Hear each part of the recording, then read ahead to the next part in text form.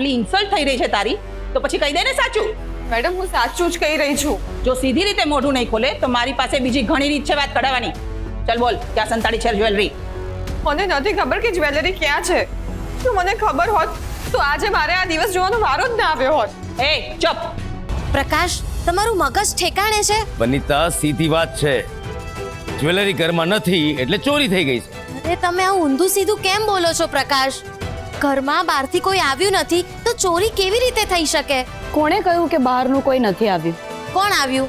આપણી જ આંખ સામે આ આચાર્ય પરિવારના સભ્યો ઊભા જ છે ને.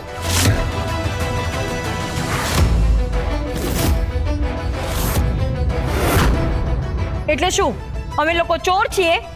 ના ના, એવું મેં ક્યાં કહ્યું? પણ તું વગર કારણે વચ્ચે ડિફેન્ડ કરવા આવી એટલે હવે મને પૂરેપૂરો ડાઉટ જાય છે.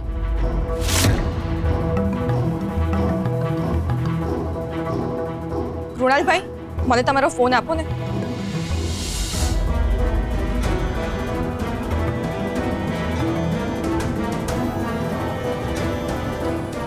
આ બધો જ સ્વાતિનો તો માસ્ટર પ્લાન નથી ને? યારા, વિચાર્યા વગર બોલ નહીં. મોટા મામી, તમે જ વિચારી જુઓ. પહેલા એને જ્વેલરી સાચવવા મળવી, પછી એના મોમ ડેડનું આવવું, અને પછી જ્વેલરી ના મળવી. તમને નથી લાગતું કે આ સ્વાતિનો જ માસ્ટર પ્લાન હોય? તમે મોઢું સંભાળીને બોલો. Don't shout at me. તને આઈડિયા પણ છે કે આ જ્વેલરીની પ્રાઇસ શું છે? 3 કરોડ રૂપિયા.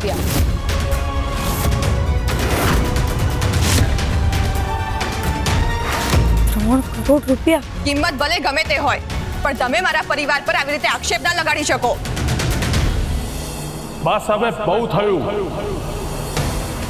હું તમારા આખા પરિવાર ઉપર ચોરી અને દગાખોરીનો કેસ કરીશ.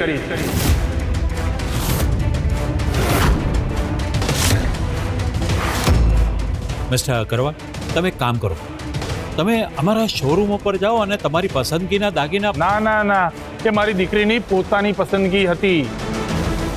બહુ જ શોખથી અને પોતાના લગ્નમાં પહેરવા માટે આ દાગીના બનાવડાવ્યા હતા.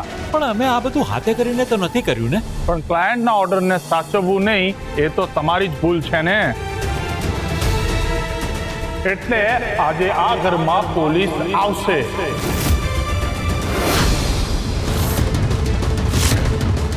ના ના, પોલીસને વચ્ચે ના લાવતા પ્લીઝ. એ તો આવશે જ.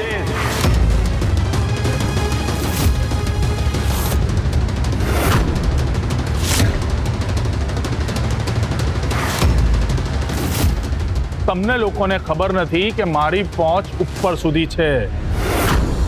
તમારા આ પાટીદાર ડાયમંડ્સને એક જ દિવસમાં બંધ કરાવી દઈશ. તમે ક્યાં છો સિદ્ધાર્થ? આવી મુશ્કેલીના સમયે તમારો ફોન કેમ નથી લાગી રહ્યો?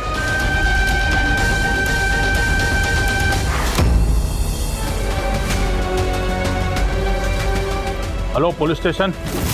Mister Agarwal speaking. સિદ્ધાર્થ, મેં તમને વારંવાર વિનંતી કરી હતી કે આટલી કિંમતી વસ્તુ સાચવવાની જવાબદારી મને ના આપો. આટલી મોટી જવાબદારી હું નહીં સંભાળી શકું. અને જુઓ, આજે એ જ થયું. હે ઈશ્વર, હવે હું શું કરું? કેવી રીતે આ ઘરમાં બધું સરખું કરું?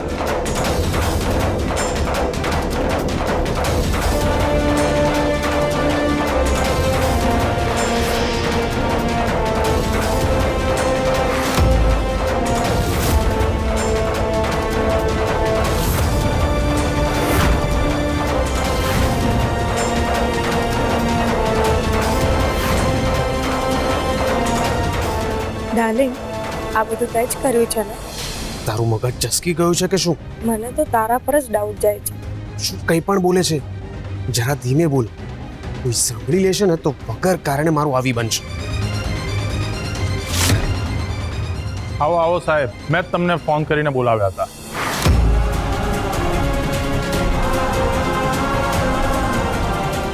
સ્વાતિ બેટા, તું જરા શાંત થઈને યાદ કર કે થોડા સમય માટે પણ લોકરની ચાવી તે કોઈ બીજાને સાચવવા તો નથી આપીને? ના માં, તો આ જો ને, આ બધા કેવું બોલી રહ્યા છે. મારું તો મગજ જ સાવ બંધ થઈ ગયું છે. તો પછી તારા મગજને ધક્કો મારીને ચાલુ કર સ્વાતિ. હવે આ બધી બાનાબાજી નહીં ચાલે. હવે તો તારે આ ખાખી વર્દીવાળાઓને જ સીધો જવાબ આપવો પડશે. અરે વાહ મહારાજ, હવે તમારું પેલું એવરેસ્ટ જેવું માન સન્માન ક્યાં ગયું? પ્રકાશભાઈ, મારી દીકરી સ્વાતિ આજ સુધી ક્યારે 1 રૂપિયાની પણ હેરાફેરી નથી કરી. તો પછી આ કરોડોનો માલ ક્યાં હવામાં ઉડી ગયો? આટલી મોટી ભૂલ મારી દીકરી સ્વાતિ ક્યારે ના કરી શકે. પપ્પા સાચું જ કહે છે. આ ઘરમાં ચોર અને વિલનોની કોઈ કમી નથી. એ છોકરી, તું કોને ચોર કહે છે? જે છે એને જ કહું છું કે જે જાણી જોઈને મારી દીદીને હેરાન કરવાનો પ્રયત્ન કરી રહ્યું છે. સર, પ્લીઝ મને થોડોક સમય આપી દો. હું જ્વેલરી શોધીને તમારી સામે મૂકી દઈશ. કોઈ જરૂર નથી સમય આપવાની. અંકલ, એકવાર અમારી વાત તો સાંભળો. હવે આ પોલીસ આખું પાટીદાર હાઉસ ખંખોળશે અને મારી જ્વેલરી બહાર કાઢશે. ચાલો મેડમ, આપણે આખું ઘર સર્ચ કરવું પડશે. જી સાહેબ, ચાલો હું પણ આપની સાથે આવું છું. જેની પાસે આખી રાત આ જ્વેલરી પડી હતી એનો રૂમ પહેલા બતાવું છું.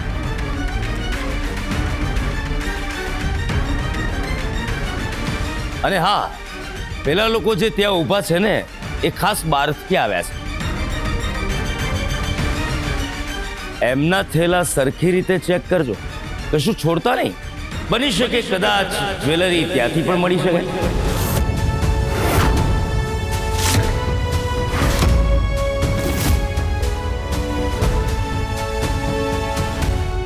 આવો.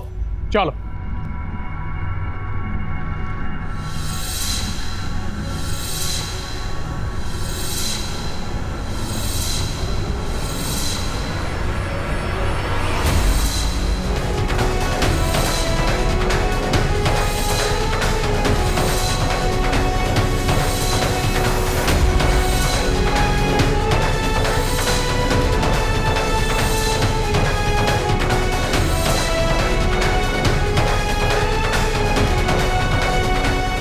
મિસ્ટર અગ્રવાલ, જ્વેલરી ઘરમાં ક્યાંય નથી. શું વાત કરો છો સાહેબ? હા, લાગે છે જ્વેલરી અહીંયાથી ક્યાંક હટાવી દેવામાં આવી. આટલી જલ્દી આ બધું હટાવવું ઇમ્પોસિબલ છે. ઇન્સ્પેક્ટર, તમે પેલા બહારથી આવેલા લોકોની બેગ પણ એકવાર ચેક કરી લો ને. ના, આમના સામાનને હાથ પણ ન લગાડતા. યાર, તારું મોઢું બંધ રાખ. એ લોકો આ ઘરના મહેમાન છે અને આ લોકોનું આ રીતે અપમાન હું નહીં સહન કરી શકું. અમારે અમારું કામ કરવું પડે મિસ્ટર પાટીદાર.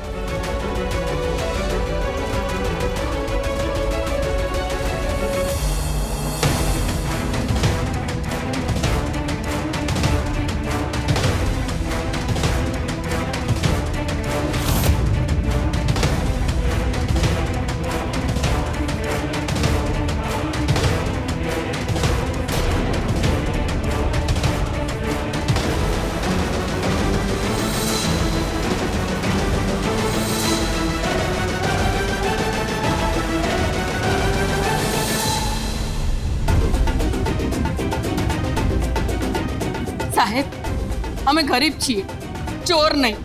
અમે એવા નીચા પણ નથી પડ્યા કે મારી દીકરીના સાસરે આવીને એને તકલીફમાં મૂકીએ. એવા સંસ્કાર અમારા નથી. Just shut up. તમારા ડ્રામાના લીધે મારી દીકરીના લગ્ન અટકી જશે. આખા શહેરમાં તમારા કારણે મારો ફેસ લોસ થયો છે અને આ નુકસાન માટે તમને બધાને સજા મળશે. શું અગ્રવાલ સાહેબ, અમે આનું વળતર આપવા તૈયાર છીએ. Inspector, I want justice right now. હવે આ કંપનીના માલિકોને અત્યારે ને અત્યારે અરેસ્ટ કરો. પ્લીઝ, તમે અમારી વાત અને પરિસ્થિતિને સમજવાનો પ્રયત્ન કરો. ના, મારે કશું જ નથી સાંભળવું કે નથી સમજવું. ઇન્સ્પેક્ટર, તમે આ ગોવિંદ પાટીદારને અને મિહિર પાટીદારને અરેસ્ટ કરો.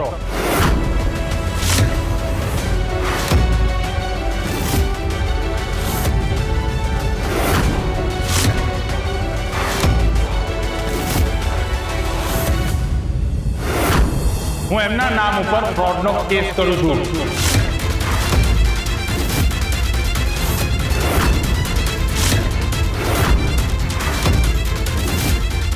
એક મિનિટ સર, આ બધામાં એમનો કોઈ જ વાંક નથી. આ કિંમતી ઘરેણાં સાચવવાની જવાબદારી મારી હતી આ જવાબદારીનું પાલન હું નથી કરી શકી, એટલે પોલીસ સ્ટેશન તમે મને જ લઈ જાઓ.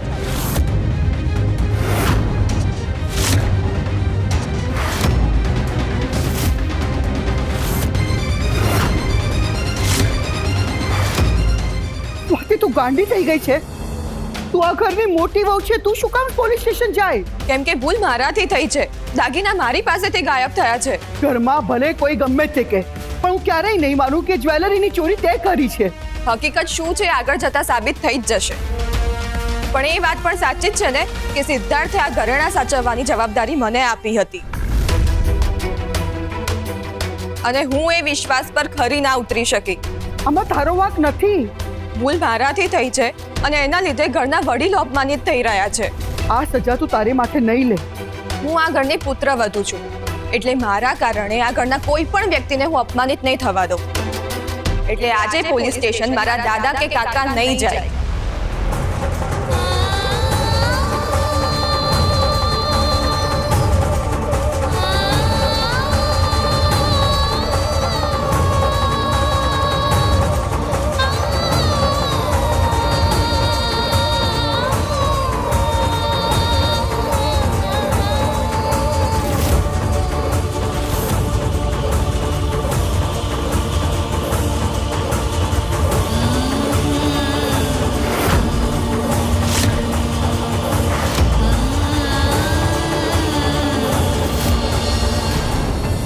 દીદી, તે ચોરી નથી કરી તો તું શું કરવા અપરાધ પોતાના માથે ઓઢી રહી છે?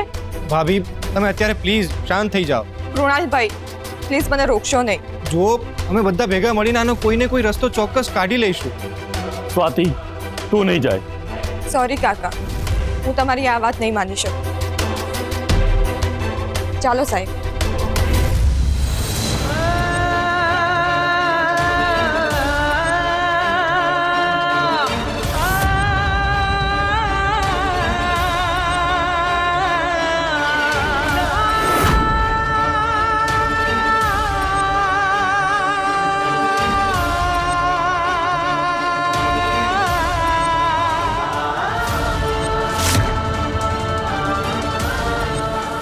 શું થાય છે તમને? કુનાલ, તબિયત સારી છે ને પપ્પા? અરે કોઈ એમ્બ્યુલન્સને ફોન કરો. પાટીદાર પેલેસમાં કરોડોની ડાયમંડ જ્વેલરી થઈ ગાયબ. ગુનેગાર બીજું કોઈ નહીં પણ આ ઘરની મોટી વહુ સ્વાતિ પાટીદાર છે. મેડમ, આટલો મોટો હાથ મારવાની લાલચ કેમ જાગી તમને? બંધ કરો તમારા વાહિયાત ક્વેશ્ચન. મારી દીદી નિર્દોષ છે. જો નિર્દોષ છે તો પછી પોલીસ પકડીને કેમ લઈ જાય છે? નિર્દોષ હોવું અને નિર્દોષ સાબિત થવું એમાં બહુ જ મોટો ફરક હોય છે. ટીઆરપી માટે ડ્રામા કરવાને બદલે સાચા ન્યૂઝ કવર કરો ને. જો દર્શકો, મિસ સ્વાતિના પેરેન્ટ્સ પણ બહાર આવી ગયા છે. તમારી દીકરીના પરાક્રમ પર તમારે શું કહેવું છે?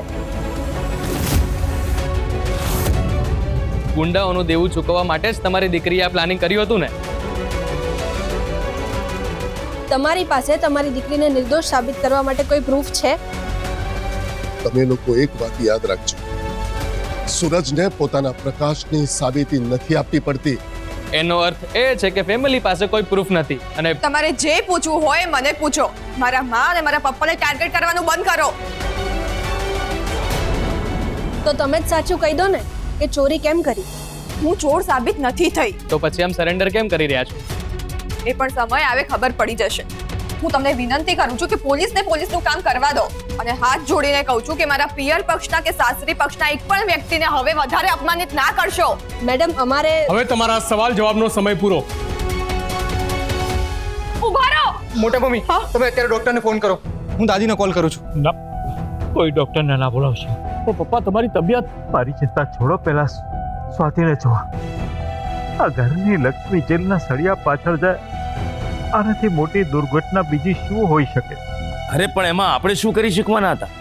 જો આ ઘરની વહુ જાતે પોતે જાણી જોઈને પોલીસ સ્ટેશન જાય તો? કુમાર, સ્વાતિએ જે પણ પગલું ભર્યું છે ઘરની ઇજ્જત બચાવવા માટે ભર્યું છે. અરે પોલીસ તો આ ઘરની લક્ષ્મીને લેવા નહોતી આવી, એ તો પપ્પાને અને મિહિરભાઈને હથકડી પહેરાવા આવી હતી. સાચે જ સ્વાતિને આટલું બધું મહાન બનવાની શું જરૂર હતી? સાચે મારી તો સમજ બહાર છે કે આ છોકરીને મહાન બનવાનો આટલો શું શોખ જાગ્યો છે. એ તો પોલીસના દંડા પડશે ને આજે. એટલે બધો જ ચોક પૂરો થઈ જશે. એ બધું છોડો, સૌથી મેઇન ક્વેશ્ચન એ છે કે ઘરેણા ગયા ક્યાં?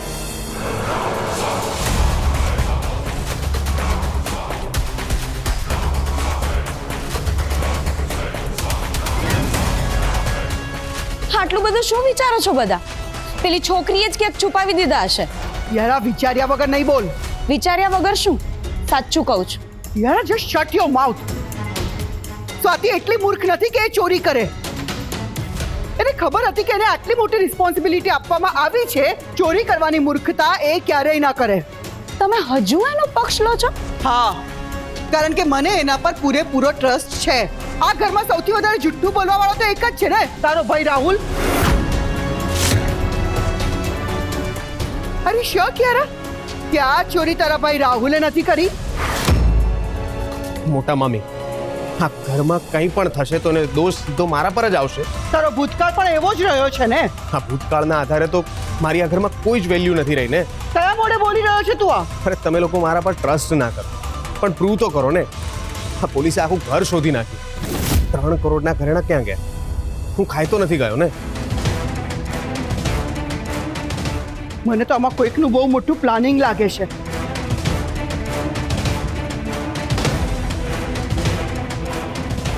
મને તો એ વાતની ચિંતા છે કે મિસ્ટર અગ્રવાલે આપણા વિરુદ્ધ કેસ કરી દીધો તો તો આટલા બધા રૂપિયાનો લોસ અને બીજું આખા શહેરમાં ફેસ લોસ. તમે ગમે તે કહો મીરભાઈ, પણ જો બિલાડીને દૂધ સાચવવા આપો ને તો દૂધ ન જ બચે. પ્રકાશ, હવે બહુ થયું.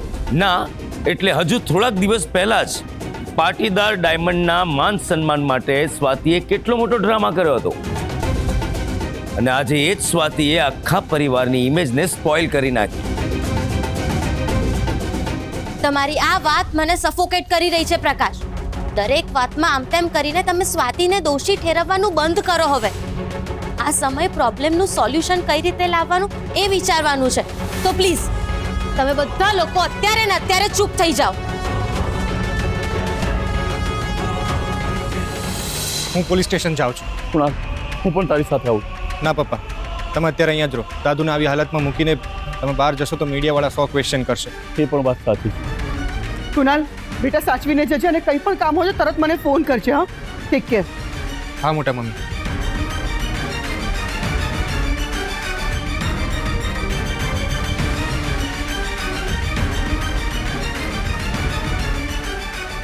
એક તો સિદ્ધાર્થને ક્યારની કોલ કરી રહી છું, પણ એનો ફોન જ નથી લાગતો. ત્યારે એને આ બધું ખબર પડશે ત્યારે શું થશે એ તો રામ જાણે.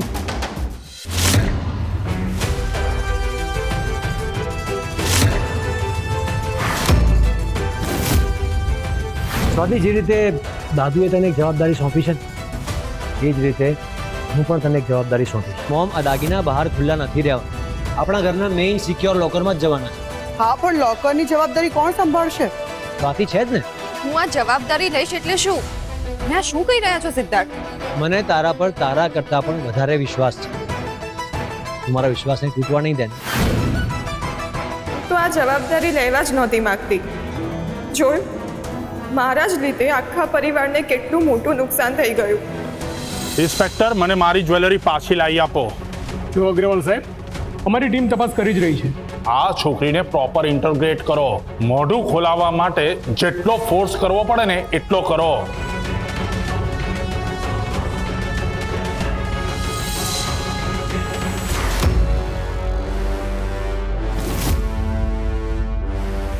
આટલી ઇન્સલ્ટ થઈ રહી છે તારી તો પછી કહી દે ને સાચું.